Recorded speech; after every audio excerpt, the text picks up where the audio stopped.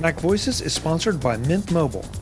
Cut your wireless bill to $15 a month at mintmobile.com/MacVoices. Welcome to MacVoices. This is the talk of the Apple community, and I'm Chuck Joyner. Folks, the Take Control authors have been churning books out at a crazy pace since Catalina has been released. That means there's all kind of updates, not just to the operating system, but also to the Apple utilities associated with them. And then we have iOS 13, of course. Let's not forget that, and the new iPhones 11. So there are all kind of crazy things going on. This time, we get to talk to Mr. Jeff Carlson about the newest edition of one of his Take Control books, Take Control of Your Digital Photos. Jeff, edition 2, version 2? Take Control of Your Digital Photos, second edition, version 2. That's like the formal title. I'll just say the latest version of Take Control of Your Digital Photos. How about that? That works. It's good to see you. Thanks for being here. Absolutely. I love coming here. Yeah, it's been way too long. But I know that Joe and a couple others have had you chained to the basement, churning out some of the books that needed to be as all this stuff kind of came out and was released to the public. Yeah. It's been a very busy year, and busy is good, but busy also sometimes means that you kind of feel like you are underground and only popping your head up every once in a while to see what's going on. Well, I appreciate you popping your head up to talk to us a little bit about this.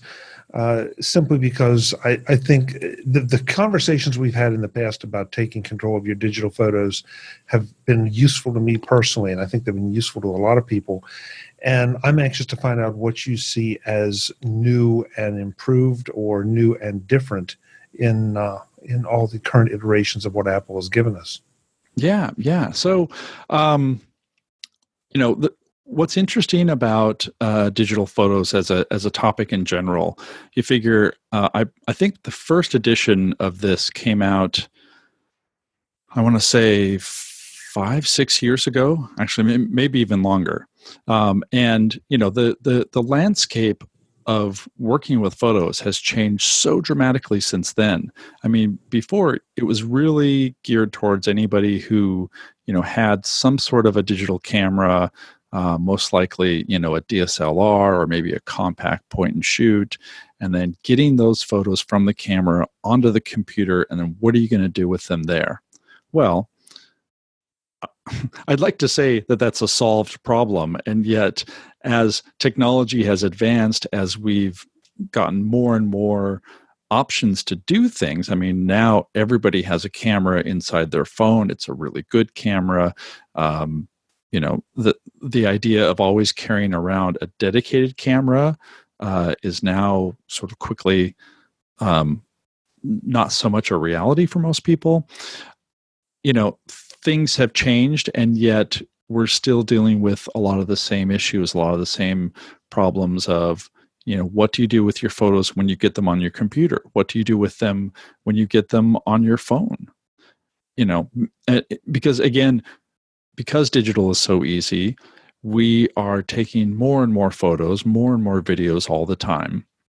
And I think the constant that's been through this whole process of writing this book and covering this topic is, there's always a need to figure out what to do with all of this, because there's just a fire hose of photos, and it's not slowing down. We're taking more and more photos. You can, shoot in a burst mode on an iPhone, and bam, you've got 60 photos that you have to deal with. So, it's a problem that people continue to run up against. And I think, what's a good way to say this? I think it's also a problem that a lot of people don't really face head on, because it takes time. It takes time to go through your photos. It's super easy to take a snapshot of something that's happening, or a memory that's being made, or even, I'm walking around, as we record this, it's fall, and the trees in Seattle are just going bonkers. And so, like walking around and just snapping pictures of trees. Well, is it going to be something that I'm going to work on and, maybe frame or whatever? It's like, no, I just thought that tree was really amazing. And so it's easy to just go, click, click, click, click, click. Or, you take pictures of restaurant menus. Like there's so many things that we're taking pictures of, and it's filling up our devices, and we need to think about backing them up, and we need to think about, keeping the good ones and editing those and getting rid of the bad ones. And coming back to like the thing that hasn't changed is we all kind of get like anxious about this and decide, oh, you know what? Like, this is way too much for me to deal with right now. I'll do it another day, and then that day never comes because you're taking more photos. And it's just this cycle. And what's funny is that even though, there are all sorts of technologies that are here to help us overcome that, it's a matter of time, and it's a matter of taking the initiative. And I think so many people, and, I'm guilty of this too many times than I should admit as being an author on the topic, you're like, I just don't have the bandwidth to go through this right now. I have, 5 other things that demand my attention. So I'll deal with this later. And then you come up to a time when you really need some photo from before, and then you're kind of humped. You're like, oh, okay, well, now I got to go find that photo. How am I going to go find that photo that I'm pretty sure that I took? Is it on my computer? Is it on my phone? Did I edit it? Did I export it? That sort of conundrum. And then that's another big, giant waste of time. So basically, everything has changed and everything is the same. How's that? Yeah, but I think a couple things have changed. First of all, we have new photo services out there. We have people scrambling to have us adopt them as our photo storage location. Mm-hmm. Google Photos, Amazon Photos, Flickr, of course, Apple, Adobe and iCloud, yeah. Adobe, iCloud, SmugMug. You just and then Facebook would love to have you think that all your photos should be uploaded to them, which seems like a really good idea. No, don't do it. yeah, that was sarcasm, in case you couldn't tell. For the audio folks, you didn't see my face. That was very much sarcasm. It was a very serious eye roll. I'm proud. Yeah. But trying to decide which one of those, Jeff. Is that something that you try to cover in the book, or do you have any new advice for us? I do, definitely. It's so there are a few things that are different about the book. One is dealing with something like that, and another is sort of expanding the options, as you mentioned. So part of what I started with when I wrote this book was, okay, let's find a way to build a simple system that will help you organize your photos, be able to find them later, be able to enjoy them, and not have to deal with all the cruft of all the other stuff, all the other photos that may not be so good. And, way back when, one of the main ways to do that was to get something like Apple Photos, or I guess Apple iPhoto at the time, or Aperture, or Adobe Lightroom, something that would basically do most of the work for you. I'm a big fan of having the computer do a lot of the work for you. And it comes with some limitations, some trade-offs. For example, Apple Photos, if you want to use iCloud Photos, for example, everything has to be in its package. Its library. It manages all the files, and in fact, you don't even want to poke around in the Photos library catalog that it creates, because it has nested folders and thumbnail images, and it's designed so that Photos knows where everything is. Photos serves up this nice, pretty version, and underneath it's kind of a big mess of spaghetti. And in terms of control and friction, those were good ideas, and I think they're still good ideas. I still use Lightroom as one of my primary photo solutions, just because of just that central management aspect of it. But over the years, I've come to appreciate that some people don't want the one tool, the one application to be doing all that work. They want a little more granular control. And so one of the things I've added with this book is talking more about applications that sort of comb your directories on disk. So by way of example, I have an application called Exposure X5. It's by a company that used to be Alien Skin Software. They just renamed their name to Exposure. And, it has all sorts of editing tools, and it's got presets, and it's a really powerful editor. And in terms of managing photos, it doesn't really want to intrude. What it will do is you just point it at whatever directories you've set up. Maybe that's the pictures folder in your home folder. Maybe it's like a external hard disk where you keep all your photos, and you just say, okay, all my photos are here. But what's nice is maybe they can also be at a different location, or maybe you have a whole bunch of them in Dropbox, or maybe you have and you have like a bunch in Google Photos or your Google Drive. So it has that flexibility of wherever your photos are, just point me toward them, and I will deal with that. And if something changes on disk, it automatically updates. So you don't have to figure out a sort of monolithic approach. I have no idea if I answered your question. Well, yeah, and in fact, you opened up a few other questions too. Yeah.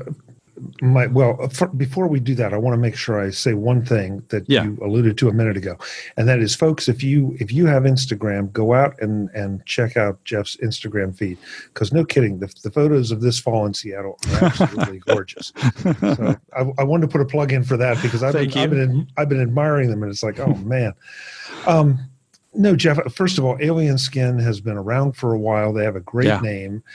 And that would be my personal hesitancy for any third-party application is, okay, this sounds great, but what if they go out of business? Or what if they can't, keep going? Now I'm right back to my original problem. And it arguably might be worse, because now I've been relying on this thing to reach out and grab all my photos and put them in one library, and now it's gone. Yeah. Well, actually, I'm going to turn that around slightly, because it turns out that could be a really big advantage, surprisingly. Because, okay, let's take it the other way. Let's say you've invested everything into one application. Let's say it's Apple Aperture, for example, as a good real-world example. So as of macOS Catalina, Aperture doesn't run anymore. Now, this isn't a big surprise. I think Apple stopped updating it at least 5 years ago, 4 or 5 years ago. Like all the warning signs have been there. Aperture is going away. You can move to photos instead. But like I know people who still use Aperture because they like its features. I know at least one developer who still uses that as his main photo, and he writes photo software, just because it was like it's the thing that fit with him. Okay. And great. The problem is now it doesn't work. As soon as you upgrade to Catalina, even though it's a 64-bit app, there's something about it that Apple basically turned it off. It won't even launch. So now what do you do? So the problem here is when you have an application that is centrally managing everything, it's not necessarily changing things on disk. So you'll have, a photo of fall color, and the raw file will be on disk, and then the application makes note of what gets changed. The saturation gets improved. The lighting is set to 23, whatever. All those little edits. When you do that in, say, Photos or Lightroom or a whole host of others, you're not actually changing anything on disk. You're just sort of using the application as a go-between, and the application opens up that image and says, oh, right, okay, this image, I need to apply saturation, I need to apply brightness, and I need to apply a vignette that you've already set. And that's what you see. And then if you want a version that you can then share to Instagram or Facebook or whatever, then you save out a JPEG that has all those burned in. Okay. So the problem there is, okay, let's say Aperture no longer runs. All those edits are still locked in the application. All the files on disk are still the original untouched files. So how do we deal with that? Something like Exposure X5, and there's some others that I mentioned that do some very clever things. Pictorial is a Mac developer that actually does some interesting approach in this regard. Excuse me. So what it does is it just creates a little sidecar file that explains everything that's been changed, right? And so in theory, you can take that original file that's on disk and have its little sidecar file, take that to another computer, open it in X5, and it will show the image just as you edited it. Okay, and there's a XMP format standard that Adobe created that in most cases, I'm sure that there are specific exceptions. If you were to open that image in, say, Photoshop, a lot of those edits would also come through, a lot of like the basic edits. So you have that uncoupling of the image files themselves from the monolithic application that's just keeping track of everything. So that's part of the reason why I've sort of opened my mind to this before, because originally I didn't want to have to deal with any of that, because it's more work for you, because you have to figure out, okay, where are all of my images going to be stored? Am I going to, set them up in like hierarchical folders based on date? Am I going to do it by project? Like that whole mess of you having to figure out your own organizational system rather than just having the application serve it up to you. And I think in some cases, and for some people, I'll say that, in some cases and for some people, they want that control. They want to be able to, say if they're traveling, they want to connect to their Synology NAS that's at home that, has all their photos, and they can just get whatever they want, rather than realizing, oh, I don't have my photo catalog with me. I'm kind of, out of luck until I get back. Yeah, I have to admit, as a non-professional photographer, obviously, this idea that I have to have every photo I've ever taken at my fingertips every moment of the day, anywhere in the world, strikes me as just a little strange and a little bit of overkill. I mean, it can be done, obviously, because plenty of people do it, but yeah. How it's done and the time it takes, not so sure it's worth it. But that's me. That may not be anybody else. If you have grandkids, it may be something you absolutely have to have. Yeah, absolutely. Well, and that brings up the other side of it, which is like having your photos available everywhere. So if you do go with something like Google Photos or iCloud Photos or Lightroom, so that the new Lightroom application, not Lightroom Classic, but the new Lightroom, that automatically syncs everything to a Creative Cloud account, and then all of your photos are available on all your devices. And so another part of this book is I go more into, bringing all the mobile devices into the fold, because before it was really kind of a rarity that you would really be doing much with your other devices. But for example, Lightroom on the iPad, it's a great way to do editing. In fact, because it has the pencil support, there are some times when I will take my photos that are in Lightroom. They will have synced to Creative Cloud and bounced back down onto my iPad, and I will do some editing on the iPad, even though I'm sitting at my computer. But because I don't have a Wacom tablet, but I have an iPad Pro with a pencil, and I can do some of the more selective editing, like maybe I want to just darken a particular part of an image without having to darken the entire thing. And again, that's also a bit of organization and being able to have your photos everywhere. So it's it goes back to that idea, like there are so many different ways of interacting with your photos that I want to try to cover everything while also, making it realistic that you're actually going to do this. I mean, to be honest, listening to myself, I can imagine somebody listening or watching this is probably thinking like, whoa, this is way too complicated. Wait, I have to deal with little sidecar files and, like that, like it can get very complicated very quickly, but there are also many ways so you can keep it from being complicated. And that's also part of the goal of the book.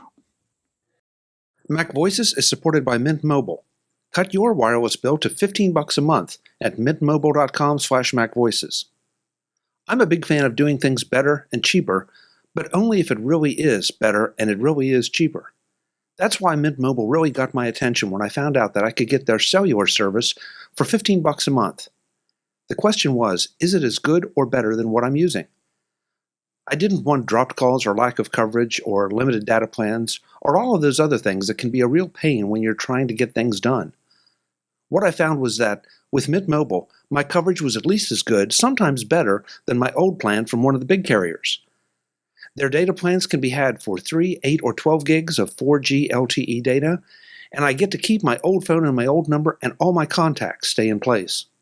What I didn't get was having to pay for the overhead that the big carriers charge you for: kiosks, mall stores, and staff that are glorified order takers. Mint does business all online to keep the costs down, but the service is right up there with the big boys. So do yourself a favor. Go to mintmobile.com/MacVoices and cut your wireless bill to $15 a month. That's $15 a month for great coverage and lots of data without giving up your phone or your number at mintmobile.com/MacVoices. Thanks to Mint Mobile for their support of MacVoices. The other thing we're seeing, Jeff, at least my perception, and correct me if I'm wrong, we're seeing artificial intelligence, machine learning, I should say, yes, come into this and start to make things a whole lot easier, so that if I want to find a picture of a basketball, it's become a whole lot easier than me scrolling through screen after screen after screen trying to find it. At least that has the option to narrow it down for me to some degree.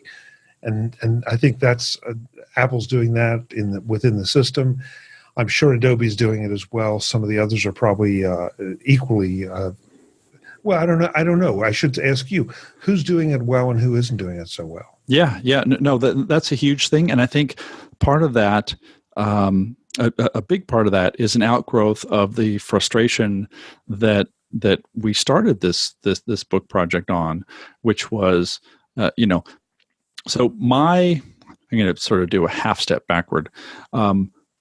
My thought is, if you really want to do good photo management, you need to use keywords. They don't have to be really extensive keywords. They can just be basic keywords. I explain different methods for making it easy to assign them at the beginning of the import process. So basically, when you do a search, you can do a search for exactly what you know is there for, basketball or your favorite team name or what have you. Now, I'm probably guessing that some people probably tuned out when I said the word keyword, because nobody wants to do keywords. Okay. I mean, I do keywords only because I figured out a way to make it quick and easy, but I'm not going to be, sitting down and be like, all right, well, with the full taxonomy of these terms, I should probably include like these 50 other different things. Like, no, forget all that. And so, nobody wants to do keywording. In fact, I have an editor who, does a lot of photography, and he told me, he's like, I don't think I've keyworded any photo in my entire life. I was like, wait. Like, you're a really good photographer. He's like, yeah, but I have other systems. He uses folders extensively and albums and all of that. And so all of this machine learning, all of this object identification that the computer is doing or that's happening in the cloud, I think that is a direct result of the fact that people do want to find their photos. They don't want to do keywords. And you know what?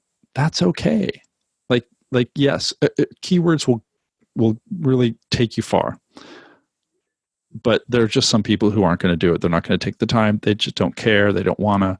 And so that's when the machine learning comes in, because the machine learning then, when it is analyzed either by the app or by the network, it can identify all those things without you having to do a single thing. So I have a whole chapter in the book that's basically, it's called Take Advantage of Software Intelligence, that explains how some of this happens.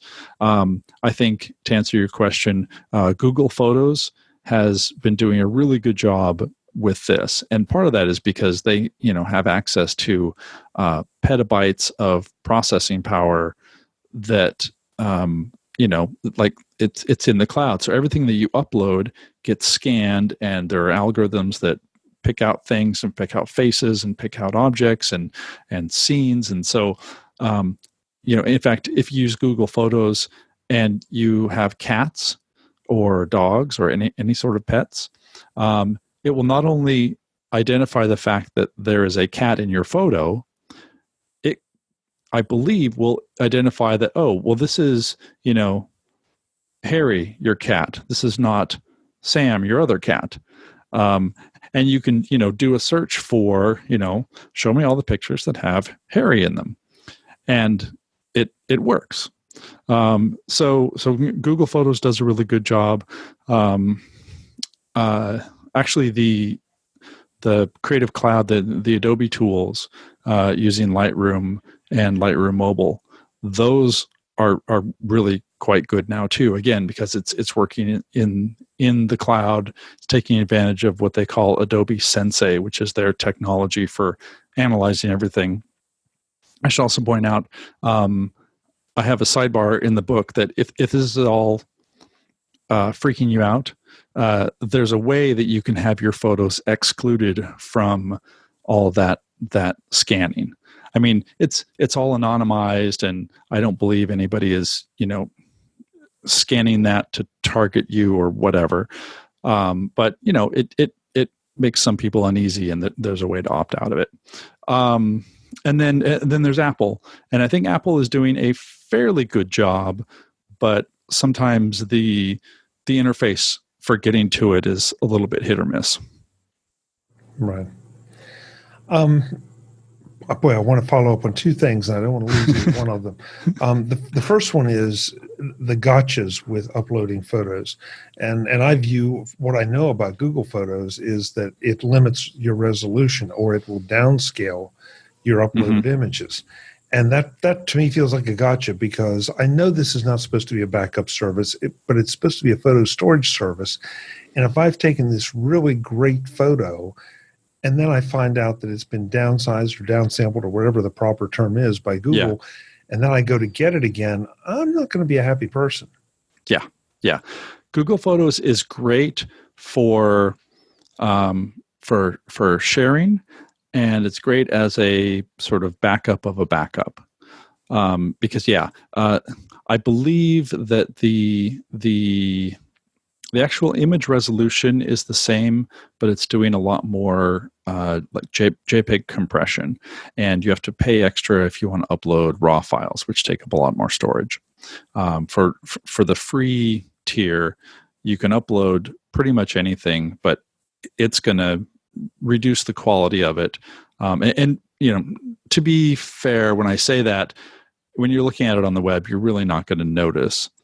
But like you said, if it's something that you really like, you worked hard on, maybe you re-download it and try to print it, and the image quality isn't as good, for example. So it's Google Photos is great for being able to have that an easy way to share photos with people, an easy way.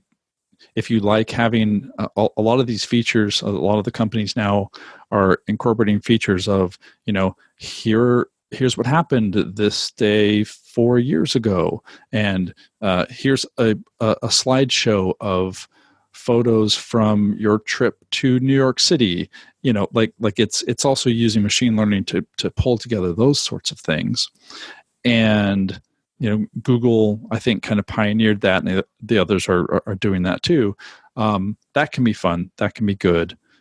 But even though I speak highly of Google Photos in the book, it's really, in terms of the fidelity of your images, it's the thing where if your computer crashes and a meteor strikes your house while you're out of town, and the other backup that you have in a safe deposit box also gets destroyed by the meteor, well, there's always Google Photos, and that'll be fine. Not really a ringing endorsement, sorry, Google, but no. Well, but you told me something I didn't know, because the last time that I looked, I don't think Google had this option.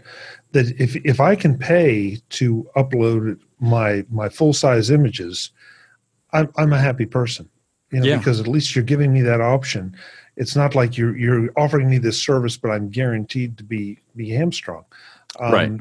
And Flickr, I think, as we record this, not just a couple days ago, if not shorter, said now they're supporting up to 6K. 6K for pro accounts, yeah. Right, and so it may be at the point that folks, you can't expect to store thousands and thousands and thousands of photos and not pay for it. Right. So, yeah. Whichever service we're talking about, that just may be part of the game here, that you're going to have to pony up a little bit of cash to make sure that your photos are safe. Oh yeah, it totally is. And also, I know that there's a whole chapter on backing up your photos. So let's see. If I think about the photos that I have right now, I have my Apple Photos, iCloud Photos account, which everything that's taken by my phone or my iPad, a whole bunch of photos that I'll import. I pay some amount for storage. I think I'm on the maybe 2 terabyte plan. It's not too much, but that also includes iPhone backups and all that. I also pay for an Adobe photo plan, which gives me 1 terabyte of storage. I have a Dropbox account. I have a free Google Drive. So like there are lots of different options for you to send your photos. One thing that is shared by all of those is that none of those are under your control. So even though Apple is a very I think you could probably say they're a healthy company by this point. There's absolutely nothing that says that they don't look at the balance sheet and say, photos just isn't a real moneymaker for us. We're going to stop doing this, or Dropbox or Flickr. Over the years we've seen, Flickr almost died out. There have been numerous other services that have started up, looked very promising, and then died out. And so one thing that you can control is having your own local backup. So, having a system so that all your photos are backed up to an external drive, and you take that out to a friend's house or a safe deposit box, and then you have another external drive that is sort of your active backup that gets backed up every day or every week, and then you swap those. Like those are backups that are under your control. And again, I illustrate how to do all this in as painless a way as possible, because you have to think of the alternative, and the alternative is, what if something cataclysmic happens? What if you live in an area that's prone to hurricanes or floods or pretty much tornadoes, anything, or even what if you just have a bad hard drive crash? I think we've all had that happen. Well, the problem is with digital photos, like those are things that would just be gone forever, and those are memories, and those are things that are cherished. Those are things that you took the time to take the photo and possibly edit it and possibly share it, and they're all just sitting in either bits of magnetic spinning disk space or SSDs. Like it's all just bits. Unless you go about, printing everything, which gets expensive, and that's a whole another road. And so, it sounds like all the stuff that I've been describing is like way over and above the I just want to take photos and enjoy them, because the consequences of losing this is so great. I mean, I don't know if anybody now of sort of our age, younger, even has many printed photos of their kids or their pets, or like we've been digital long enough that you have millions and billions of photos that if they were to be lost, they're just gone. All your kids' photos, all your memories are just gone like that, because some mechanical thing went sideways in a hard disk. So and that's, I hate to sort of sound like I'm pulling on heartstrings, like you have to buy my book, otherwise all your photos will be doomed. But like that's the reason for doing all this, because photos have become so integral to our lives. We take photos all the time, and yeah, a lot of them are food pictures that you put on Instagram and then you forget about, or like just miscellaneous stuff that isn't that important. But inside of all that, there's a lot of things that are really important, and you want to be able to find it, and you want to be able to save it. I'm sorry to bring this example up, but I think I do it every time when this kind of topic comes up. Yeah. If you turn on the news and you see people that have, they go to a tornado area or a hurricane area or a flood area, inevitably sooner, or a fire area in California right now. Yeah. And what you hear people saying is everything is gone. I lost all my pictures. Mm-hmm. They don't talk about the cherry coffee table or grandpa's rocker. They talk about their photos. Right. And so I would seriously think that you need to think about those photos as your most cherished, prized possessions, not the jewelry, and not all that stuff is all important, but mm-hmm. the photos are a whole different category, and it's always the thing that people mention first. Yeah, and it's so ephemeral. I mean, that's kind of the weird thing about where we are right now in terms of technology and time and photography is, there's actually no really good way to preserve all this stuff if you want to do it on a large enough scale. I mean, obviously, I think that for the things that you really value, print them and make prints, and have some prints somewhere else.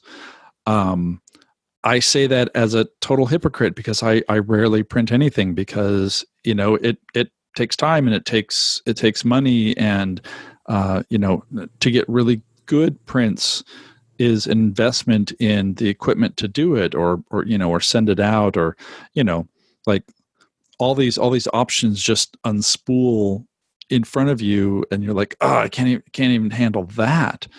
But there's even a section in the book which has, I will say, mostly been unchanged over the years because the situation hasn't really changed, which is, like how do you archive digital photos? Well, honestly, the answer is you buy bigger hard drives every few years, and you move everything to them, because CDs and DVDs, they don't work. They dissolve over time, and actually, in some cases, they're starting to deteriorate even now. Computer tape. Remember when tape seemed to be the answer? Nope, that's not the answer. Let's see, zip disks. Anybody have any zip disks? I have a whole box of them over here. And Yeah. like there's no really good archival way to keep them other than sort of pushing them in the future and shuffling them, and add them to ever bigger hard drives. But if you have backups, then you are mostly safe, unless the dinosaurs come back and take care of everything. Let's hope it doesn't come to that. Yeah, that's a really bad example. We'll just next question, please. No, you're right. It is digital hopscotch. That you copy them from one drive to another, then put them on one service, then put them on another service to be sure, and watch those services like hawks and make sure that if your first service goes down, then you've got your second service to rely on, and now you have to find a third service, and that just is the way it is. Yeah. Well, and you know what? I'm also going to say another advantage to the advancement of technology. Obviously, photos are taking up a lot more storage. I have a Fuji X-T3, and I think each RAW file is somewhere around 50 megabytes, which is, kind of crazy if you think about it, several years ago, but that's just the way it is. However, storage has gotten cheaper. And, if you are, shooting thousands and thousands of photos, you're going to end up spending a little bit more money. But if you're like most people, you can buy like a little 1 terabyte or 2 terabyte hard drive, a little USB powered, it doesn't even have to have a big, power brick attached to it. You can get this for like $60 now. And, I'm not going to say $60 is nothing, but when it comes to your photos, spend $150, get 2 of these, and you're going to be, miles ahead of everyone else who hasn't thought about this. And, heaven forbid anything does happen, you're going to have a backup, and you're going to have all your photos, and they're all going to be there. And if nothing happens, you still have all those photos, and you still have the backups, and you have peace of mind. So that's my... Jeff, we could go on for hours and hours. There's one last question I wanted to make sure that we touched on before we get to the specifics of the book. It seems like, and this is coming from someone who is a card-carrying paranoid at this point. Doing this show has made me a card-carrying paranoid. Everybody wants my photos. All right. And they're giving me a lot of storage out of the quote unquote goodness of their hearts. What are they doing? What are they doing with my photos? And should I be concerned about it? We all know that Apple has doubled down on privacy. And I think we can, I won't speak for everyone else. I can feel reasonably good about Apple holding my photos. Everybody else I'm not quite so sure about. Yeah. How do you feel about the security issues? Well, as someone who's gone through all of your photos, oh no, I wasn't supposed to tell you that. Oh, no. But they're good photos. They're lots of fun. And who do you work for? The cooking intelligence agency.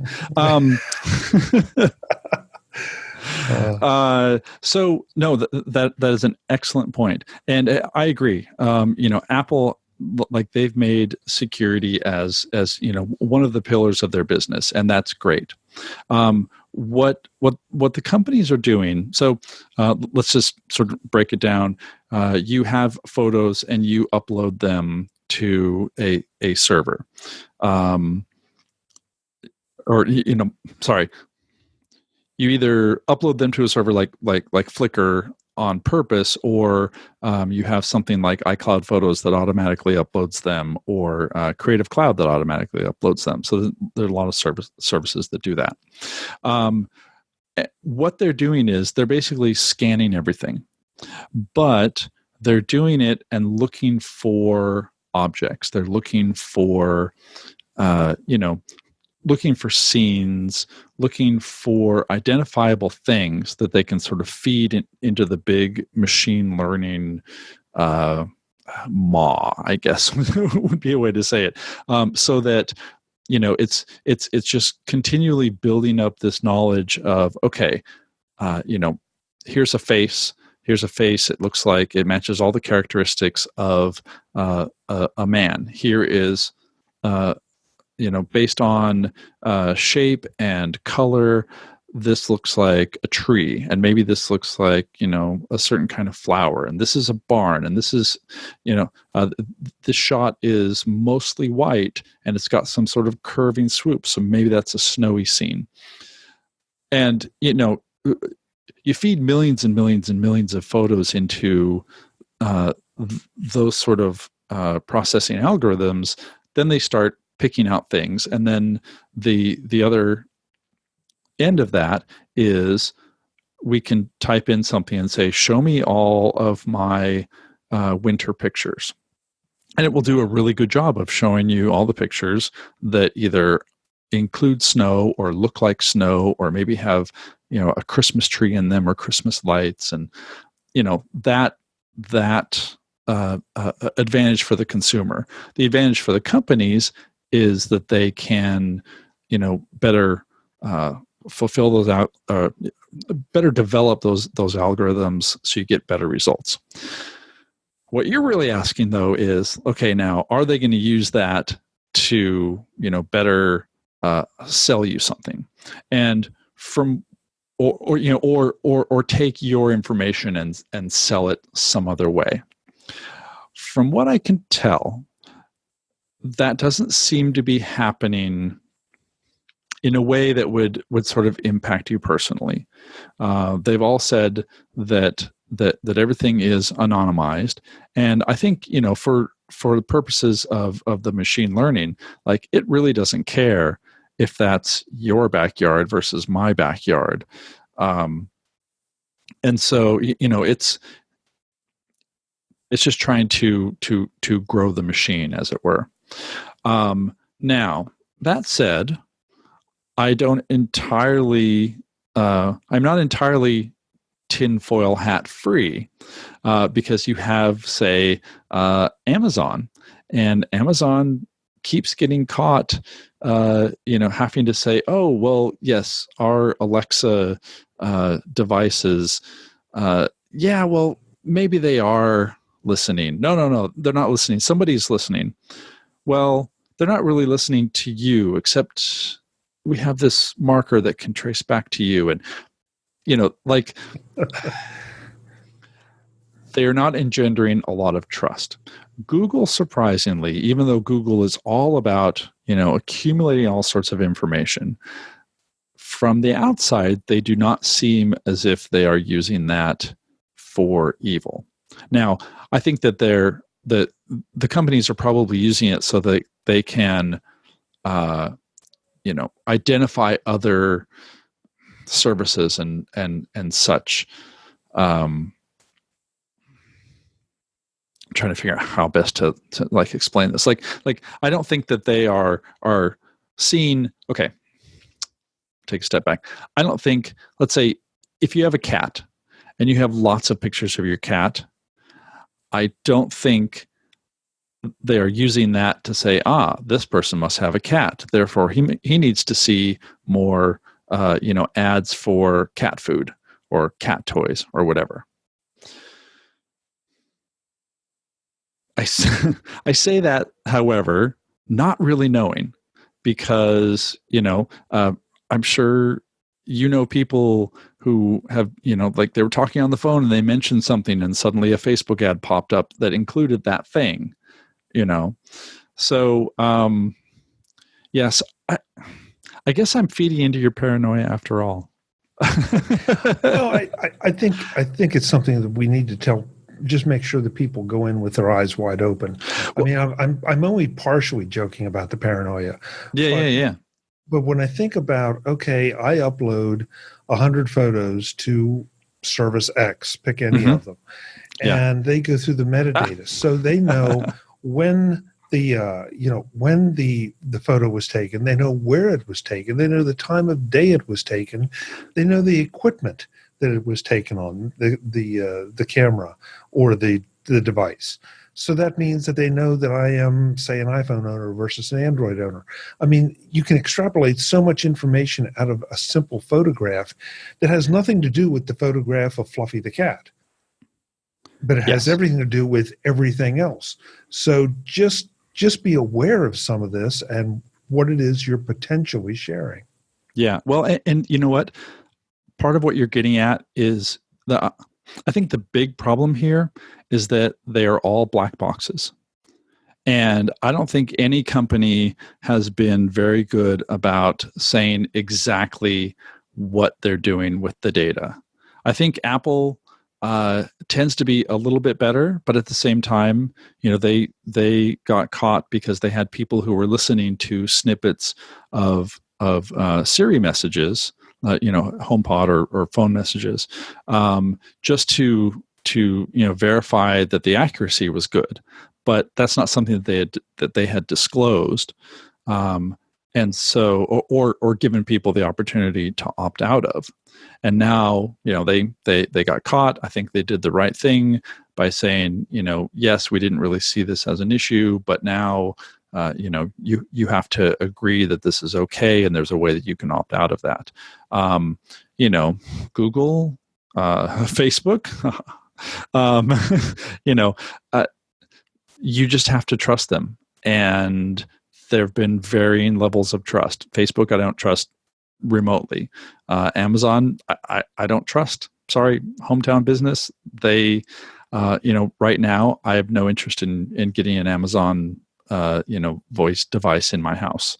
Do I have stuff at Amazon Photos? I have some, mostly just for testing, but we just don't know. So, yeah. Well, on that very bright note, let's talk about this edition of Take Control of Your Digital Photos. Okay. It's as folks hear this, it's already out. It's on takecontrolbooks.com. What kind of pricing do we have for this? It's $14.99 for the book, and unfortunately, I do not know what the upgrade price is. But for people who already know, for people who already own a previous edition, it is discounted, but I actually don't have that in front of me. But go to takecontrolbooks.com. I know that this will also be available in a bundle with Jason Snell's Take Control of Photos, so a book that's just about the Apple Photos apps. So that would be the bundle that I would get if I were the one buying it, because Jason's book is great, and I think they complement each other really well. Mine is sort of the overall system, and his is, okay, let's dig into how Photos works from top to bottom. Yeah, and I want to put a plug into this book because I've used the prior editions to modify how I manage my photos. And it really is, as we were saying earlier, this is just such an important thing. You won't know how important it is until you lose them, and then it's too late. So this is a small investment to learn from someone who has spent a lot of time studying this stuff, and, by the way, is keeping his information up to date and his advice up to date as we get better cameras, which mean bigger files, which mean more storage. And you have services coming and going. And we have the machine language thing or machine learning, that we just talked about. You wouldn't think that photos, there's that much that's going to change year to year, and there's a huge amount that does. Yeah. So go and check it out, please. Thank you. Jeff, thank you so much for the time. I didn't really anticipate us going into some of the areas we did, but it's always an interesting discussion. Yeah, I appreciate your patience where I sometimes just start talking and then have difficulty stopping. That's like the advantage of writing a book like this. Sometimes like there's just so much, like you get it down on paper, so it doesn't always have to be in your head. Yeah, so understood. Tell everyone where they can find you if they want to ask questions about some of your advice or see everything else that you do. But again, I'm going to put a plug in for your Instagram feed. Thank you. It's Instagram.com/Jeff Carlson. And I was early enough to this that most of my things are Jeff Carlson. So you'll find me at jeffcarlson.com. You can email me, jeff@jeffcarlson.com. My Twitter is @JeffCarlson.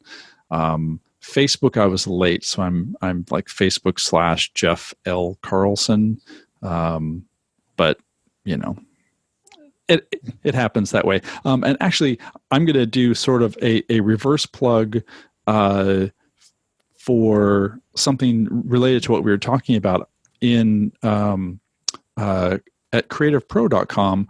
I just recently published an article that talks about machine learning and basically how we've gone from face identification as just there's an object in this photo that looks like a face, and how we've progressed from there, from identifying specific people to now a lot of companies are doing really interesting things by, once the software knows that this is a face and it knows where eyes and nose and mouths are, it can do all sorts of different edits. Luminar 4 that's coming out soon has features that, will let you do crazy things like, make someone's eyes bigger or what have you. But it also does like skin smoothing that doesn't look ridiculous because it's like it knows, once the software knows what a face is, it knows how it can edit it and how it can edit it in, positive ways, not just sort of garish, cartoony ways. So anyway, that's at creativepro.com, and you can also find a link to it at jeffcarlson.com, just for some follow-up reading on what we talked about. Great. But you failed to mention the podcast you do with Kirk.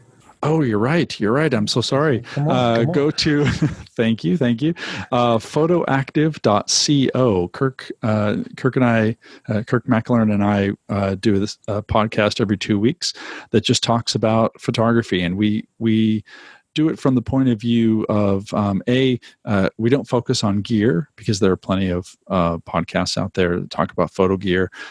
We want to talk about, learning new techniques and how people shoot, and it's been great because sometimes we'll have a topic that Kirk has had no experience with. We did one recently on focus stacking, where you shoot a whole bunch of different photos so that you get a more in focus image, like macro photography.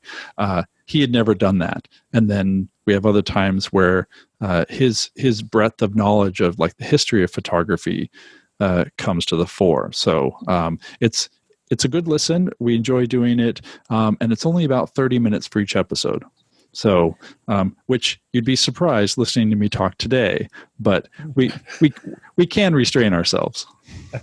I've learned a lot from both of you, and I absolutely enjoy it. Even if it's, to your point, with the 30-minute episode, even if it's something that really doesn't apply to my use of photography, I still listen because I still feel like I learned something. At the very least, it's information and entertainment. But usually it's just plain good information that I can use. So thank you for all your efforts there. Thank you. We will do this again, I hope, a lot sooner than it was since the last time you were here. Yes. There are other projects that are bubbling up. So All right. Yes. Well, when I look the forward to time, it. yeah, when the time comes, just you have an open invitation. Thank you, sir. Good to see you, Jeff. Thanks so much. Talk to you soon. Folks, this is MacVoices. I'm Chuck Joyner. I can't stress enough to you how important your photos are. And I can't stress enough to you how much better you will feel if you follow some of Jeff's advice in this book and get them secured, get them uploaded, and get them backed up, and you kind of know where they are and know that they are safe in the event that the worst happens. Until the next time, and as always, thanks for watching. Visit MacVoices.com for show notes and to connect with Chuck on social media. Get involved in our Facebook group or like our Facebook page, and get more out of your Apple tech with MacVoices Magazine, free on Flipboard and on the web. And if you find value in it all, consider supporting us through either our Patreon campaign at patreon.com/MacVoices or by making a one-time donation via the PayPal link on our front page and in the show notes of each episode. You will join these fine people who help bring you MacVoices.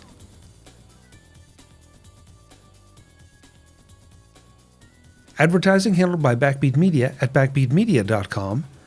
Bandwidth provided by CacheFly at cachefly.com.